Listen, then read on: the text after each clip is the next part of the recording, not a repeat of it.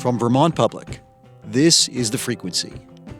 I'm Mitch Wertley. It's Friday, January 31st, and here are today's headlines.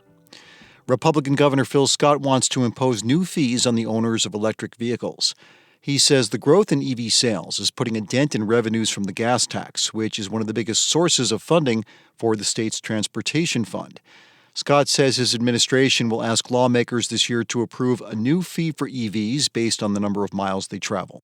We're moving forward with the will of the legislature on this, and we think this is the fairest approach at this point. The highest-ranking Democrat on the House Transportation Committee says lawmakers are open to supporting the plan. The concept has support from Vermont's environment community as well. Vermont's Attorney General Charity Clark says her office won't hesitate to challenge in court what she views as unlawful actions by the Trump administration. In the last week, Clark's office joined with a group of attorneys general around the country to block moves eliminating birthright citizenship and the freezing of federal grants and loans. Speaking at a State House press conference yesterday, Clark said she also believes federal authorities are now illegally apprehending people in Vermont without legal status. Clark said she's optimistic judges will overturn many of Trump's executive orders. I am confident in the judicial system because I'm confident in America, and I'm confident that our democracy will withstand this kind of behavior by a president. Since taking office, President Trump has also paused the National Refugee Resettlement Program and has frozen funds for groups that support refugees.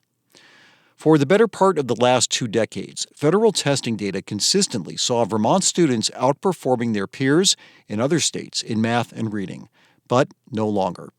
The latest results from the National Assessment of Educational Progress, released this week, show continued steady declines in reading scores for Vermont 4th and 8th grade students.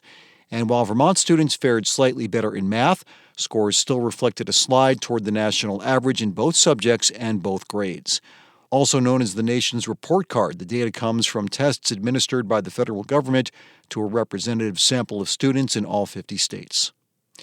What does it take to lead a good life? That's what Middlebury philosophy professor Lorraine Besser explores in her new book, The Art of the Interesting, What We Miss in Our Pursuit of the Good Life and How to Cultivate It. Yesterday on Vermont Edition, Besser said having interesting experiences is a crucial component of a life well lived, alongside finding happiness and meaning.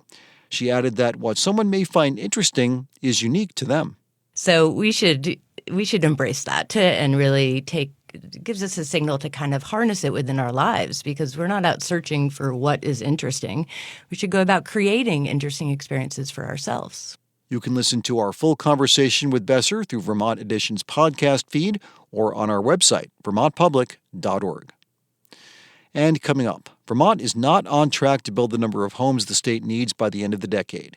Reporter Carly Berlin explores whether building more houses via assembly line could help pick up the pace. That's after this.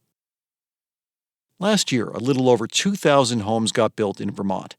Any estimate you look at says we are not on track to build the number of homes the state needs by the end of the decade to close our huge housing gap. So how do we pick up the pace of construction? As Carly Berlin reports, some experts think we need to build more homes on the assembly line.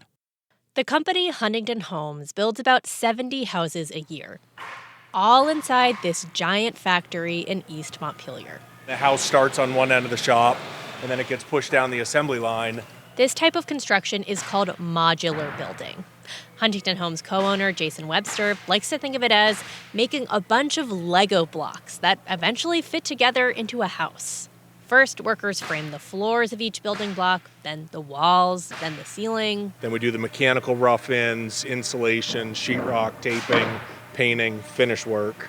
Your typical home builder would have to wrangle an electrician and a plumber and a roofer to a building site, which can give you lots of delays.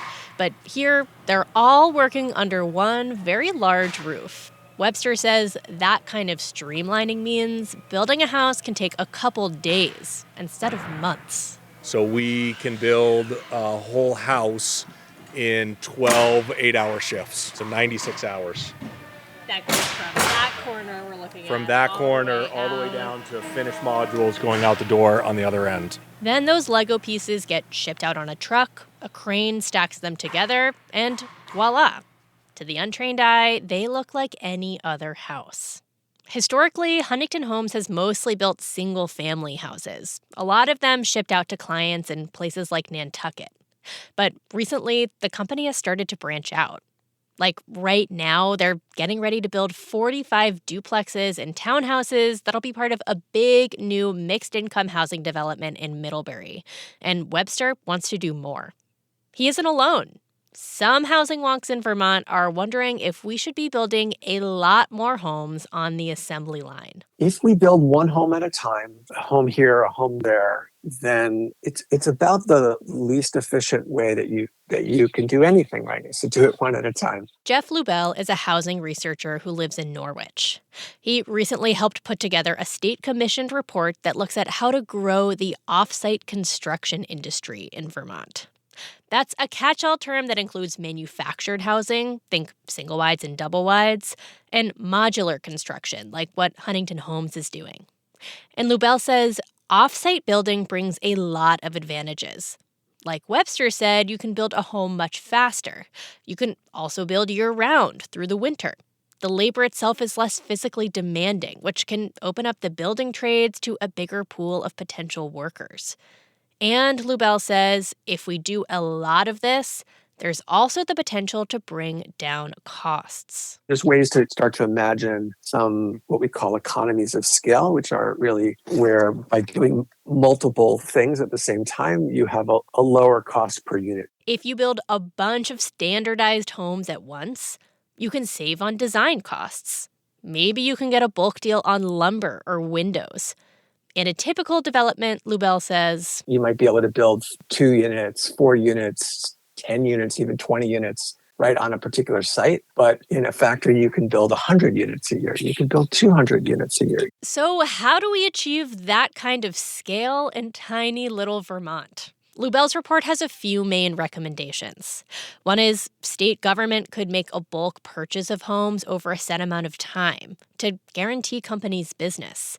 It could then pass those homes on to affordable housing agencies. Another is it could put public money toward getting more factories running, including a defunct manufactured home plant in the Rutland County town of Fairhaven. It did both single wides and double wides. It employed probably at its peak, probably 150 people. Bob Richards used to work at that Fairhaven factory back in the day, making sure all the trim and carpets were ready before the homes were shipped off. Now he chairs the town's select board. He says Fairhaven is doing a feasibility study right now to see if the plant still has the equipment it needs to start churning out houses again. The whole idea of affordable housing, that's what that building was built for, and that's what it could do best. The town is absolutely in favor of that. But here's the catch. This type of home building requires a lot of upfront investment, like to get a factory up and running. And that can mean it doesn't weather the booms and busts of the housing market too well. Any old home builder can just lay off some employees during an economic downturn, but a recession can doom a whole factory. That's what happened to the Fairhaven plant, which closed its doors a couple years after the housing bubble burst in 2008. And before then, New England had 8 full-scale modular factories, according to Webster. Now there are just 3, including the one in East Montpelier, which is still only producing about half as many houses per year as it did in 2007. All of this gives Housing Commissioner Alex Farrell some pause.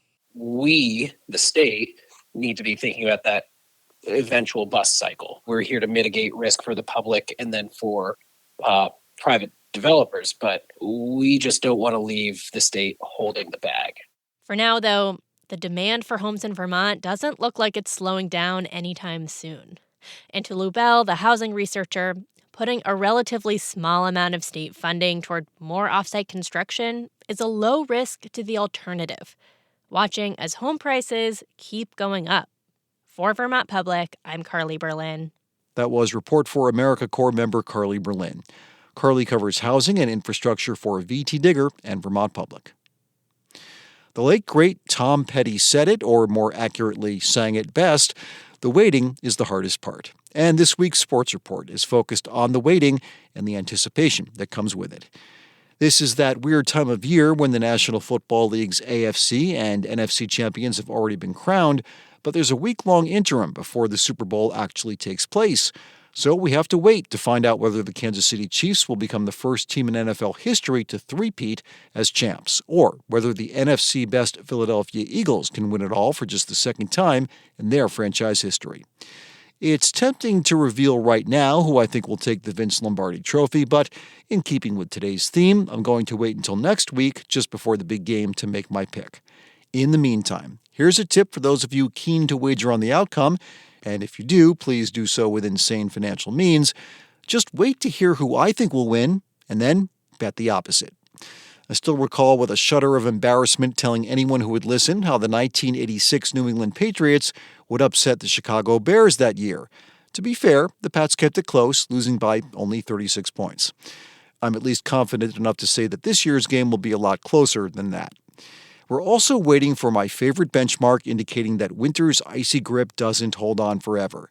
That would be February 20th, when the first game of Major League Baseball's spring training takes place. Pitchers and catchers will report to the league's 30 teams even sooner, not long after the calendar mercifully sheds us of January's 31-day tenure. Any month that has more days in it than there are baseball teams seems too long to me. But Boston Red Sox fans are also waiting to see if the team will sign a still-missing and much-needed right-handed power hitter for 2025. Longtime Houston Astros third baseman Alex Bregman has reportedly been on Boston's radar for a while now, and maybe by the time you're hearing this, or later today, he'll be headed to Fenway. The 30-year-old Bregman may be slightly past his prime, but not so much that he still wouldn't be a very good pickup, especially after losing Tyler O'Neill to the Baltimore Orioles in free agency. O'Neill managed 31 homers for Boston last year, even though he missed a lot of games due to injury, so his production needs to be replaced. I'd have preferred Teoscar Hernandez, but he decided to re-up with the world champion LA Dodgers, a team that appears to be trolling the rest of the league as it stocks up yet again with star power, or at least players with the potential for it. That includes phenom pitcher Roki Sasaki, who's technically coming over from Japan as a rookie in Major League Baseball, and joins a squad already boasting the best player on earth, who's also from Japan, Shohei Ohtani. And they have so much additional talent that they really have overtaken the New York Yankees as the team everyone but Dodgers fans love to hate. I'm done with Dodger dominance myself, unless they face the Yankees in the World Series again, in which case, yay, go LA. We Red Sox fans are nothing if not pettily devoted to always rooting against the Yankees to win it all. Hockey-wise, it's a different kind of waiting for Boston Bruins fans, waiting for the team to either turn around their middling, maddening ways of playing just barely well enough to stay on the edges of the playoff bubble, or to just tank it already and put us out of our misery. Color me beyond surprised if they were able to score a win against the best in the West Winnipeg Jets last night, but even if they did, it doesn't change the fact that they had a chance to separate from teams jam-packed like sardines into the wildcard chase against the worst in the Eastern Conference Buffalo Sabres earlier this week, and instead got blown out in a 7-2 loss. It's games like that make you want to take Bobby Orr's name in vain, and there have been far too many of them for the baffling Bruins this season. We'll know better whether these Bees have a realistic shot at the playoffs once the league pauses for its Four Nations tournament on February 12th, and more on that intriguing replacement for the annual All-Star break next week. The Boston Celtics have been up and down over the past couple of weeks, suffering a blowout loss to the rival LA Lakers and falling at home to the Houston Rockets, but they also scored wins against the team they beat in the finals last year, the Dallas Mavericks, and the Chicago Bulls. I'm convinced the Celtics are saving their best for the postseason, and I've still got them penciled in for a title repeat, but we'll just have to wait and see.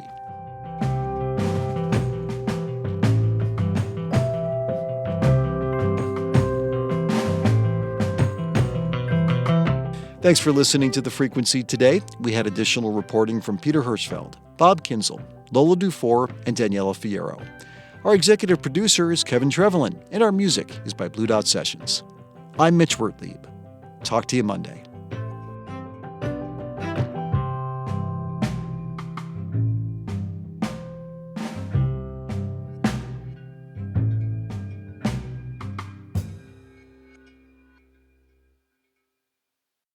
Every episode of Brave Little State begins with a question about Vermont that's been submitted and voted on by listeners like you.